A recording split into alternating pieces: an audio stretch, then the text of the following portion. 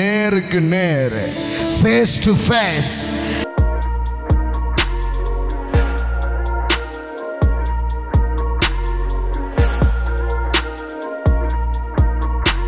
சவுலும் இஸ்ரவேல் அனைவரும் அந்த பெலிஸ்தனுடைய வார்த்தையை கேட்டு கலங்கி மிகவும் பயப்பட்டார்கள். இப்போ யோசித்து பாருங்க, அம்புட்டு வேறும் இவன் வந்தா ஓடிடுறான். அந்த சீசன்ல ஒரு ஹீரோ பேர் இன்ட்ரோடியூஸ் பண்றாங்க, தாவீது என்பவன்.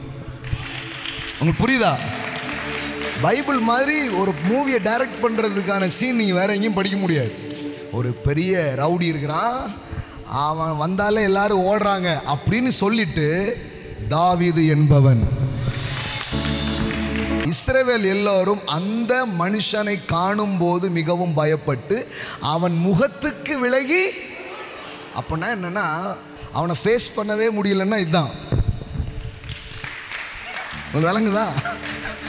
ஃபேஸ் பண்ணவே முடியல. When the man of Israel all saw the man, they fell from him and were very, தன்னை வந்து மறைச்சுக்கிறாங்க, ஓடி போறாங்க. இதுதான் அவங்கள்ட்ட இருந்த ஒரு லைஃப் ஸ்டைல்.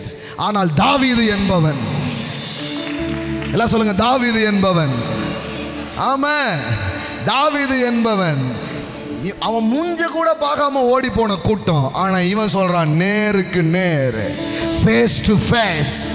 டேய், உன்னை பார்த்து ஒளிகிற ஆளை தான் நீ பார்த்துருக்கிற, உன்னை ஒளிச்சு கட்டுற ஒரு ஆளு. ஆமென். மரணத்தை ஒளிச்சு கட்டுற ஒரு கூட்டமா, வியாதியை ஒளிச்சு கட்டுற ஒரு கூட்டமா, தரித்திரத்தை ஒளிச்சு கட்டுற கூட்டமா. இதுக்கு முன்னாடி தரித்திரமா பயந்தாங்க, அதெல்லாம் முடியுமா பிரதர்? நோயா பயந்தாங்க, மரணமா பயந்தாங்க.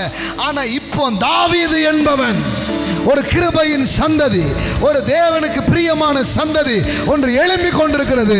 அது அச்சப்படாது, அது அச்சப்படாது, அது அரக்கர்களை கொல்லும். சிதறடிக்கிறவன் உங்கள் முகத்துக்கு முன்பாக வருகிறான். மூஞ்சுக்கு மூஞ்சி தான் வர்றான், ஒளிஞ்சு கிடந்து சண்டை கிடையாது.